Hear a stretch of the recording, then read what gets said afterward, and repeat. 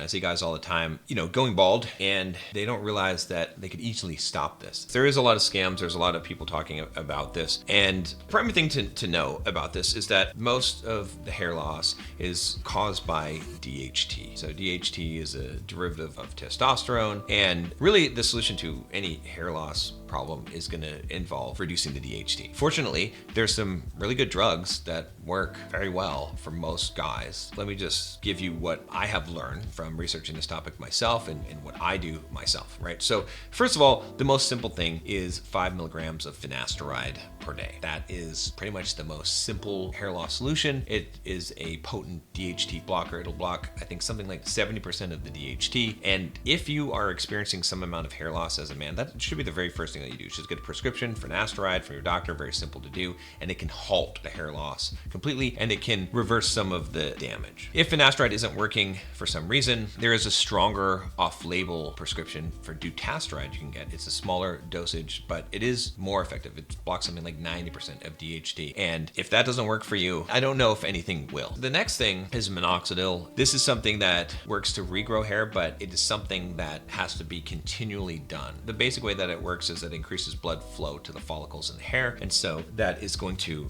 help you to regrow that hair. Now the thing is, if you stop taking the minoxidil, then whatever hair was regrown will be lost for the most part. People also use it for their beard. I've had some success with that as well, and that actually stays permanent. Aside from that, there's some other types of things that you can do, but 90% of your results are going to come from taking finasteride. To be honest, that's like all the research tends to show that, and again, the minoxidil as well for hair regrowth. As far as the laser therapy things, I think there's some evidence that shows that the right kind of lasers can actually help, but there's not a lot of good evidence, and it seems like it's a waste of time. There's stem cell kind of therapy and stuff like that, and I think that probably is effective, but very expensive. But there's a good old hair transplant. They're not that expensive anymore, honestly. You can go to Turkey and get one done for fairly cheap. I even saw just recently Las Vegas for like around $3,000 or $4,000.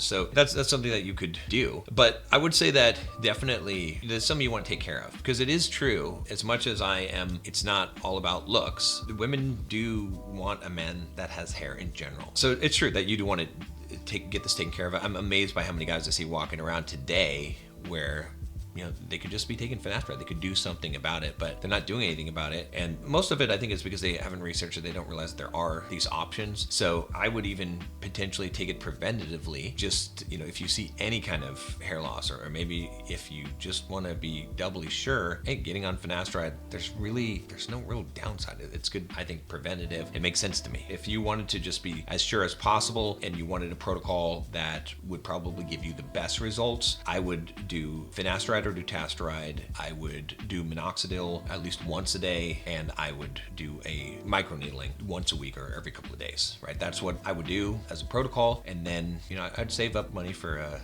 a hair transplant for when you need it if that doesn't work, because it's not all that expensive. So that's my advice. I'm no expert on this, but maybe I should put a video in the Bulldog Mindset membership kind of detailing the exact protocol and all that stuff. If you're interested, click the link down below. There's a ton of videos in there about fitness and masculinity and improving yourself as a man, and a huge community of men who are on that same journey. Something that you shouldn't be embarrassed about, the hair loss thing. And even though this isn't a video that would apply to everyone, I think it does. At least you should be thinking about this, because it could happen to you. I think that it's something that a lot of men struggle with, and hopefully this helps you. I'll see you tomorrow.